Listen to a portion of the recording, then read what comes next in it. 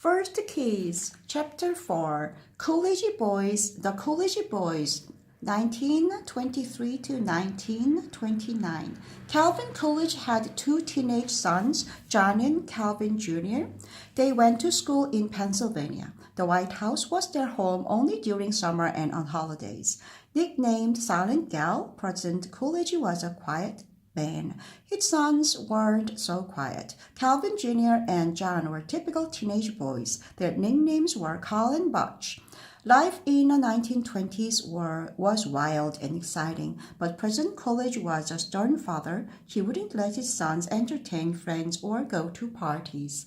Mrs. Coolidge was more fun-loving. She wanted her sons to learn all the popular dances. A young dance-loving doorman named Johnson taught them to do the Charleston. The boys loved his stories about his flapper lady friends and the secret saloons called speakeasies in New York's Harlem. Butch and Carl's first Christmas was filled with excitement. A giant spruce tree arrived by train. It came all the way from Vermont. On Christmas Eve night, a crowd gathered around the huge tree. Carl and Butch stood beside their father as he pushed a button. 1,000 white lights lit up the tree. Everyone oohed and ahed at the dazzling sight. It was the first national Christmas tree. During summer vacation, Carl and Butch liked to play tennis. One day, Carl played barefoot and got a blister. It turned into an infection and he died. On the day of Carl's funeral, all government departments closed down. Everyone mourned the president's son. Chapter 5, The Kennedy Kids, from 1961 to 1963.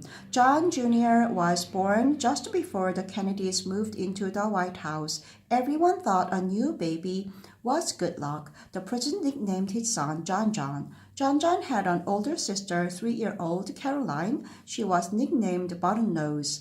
When Caroline arrived at the White House, it was winter. The chief gardener made a huge snowman to greet her.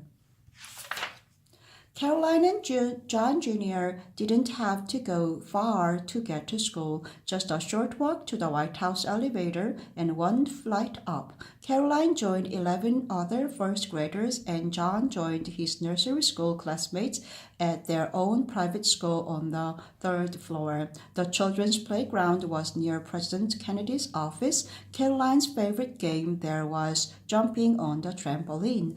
After recess, their class liked to visit the president. His secretary always had candy for them on her desk. President Kennedy traveled a lot. When Caroline's classmates heard his helicopter, everyone shouted, "Your daddy's home!" They raced to the window and watched him land on the White House lawn. At story time, Caroline always asked for whole stories. She had her own pet pony named Macaroni. Her mother taught her to ride horseback. Sometimes Caroline was allowed to go to White House parties. She helped her mother play hostess. Once the Marine Band played Caroline's favorite song, Old MacDonald Had a Farm. Caroline and John Jr. had 13 cousins. During the summer, they played together at their family home by the beach in Massachusetts. In the winter, back at the White House, Caroline and John Jr. missed their fun-loving cousins, but Caroline and John Jr. had something even better. Their father was just down the hall for the bedtime story and a good night hug. Chapter 6, The Johnson Girls, 1963 to 1969. President Lyndon Baines Johnson was nicknamed LBJ. Everyone in his family had the same initials. His wife was Lady Bird Johnson. His daughters were Linda Bird Johnson and Lucy Baines Johnson. The president called Linda and Lucy "my little girls."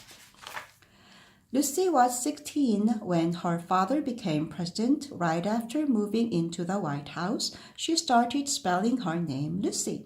Lucy's first night in the White House, she had a sleepover. Her new room had a fireplace. When Lucy lit the fire, smoke filled the air. The girls shouted for help. They had forgotten to open the fireplace damper.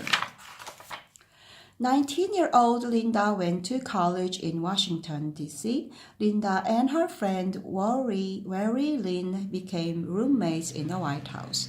The Secret Service followed Linda to her classes and even to parties. Lucy and Linda had their own Secret Service code names. Linda was Gypsy, Lucy was Venus. When Mrs. Johnson was sick, Linda took over the First Lady's job. She read her father's speeches and graded them A, B, or C. Being the president's daughters made it hard to date. Secret Service agents never left the girls alone. Some boys were frightened away.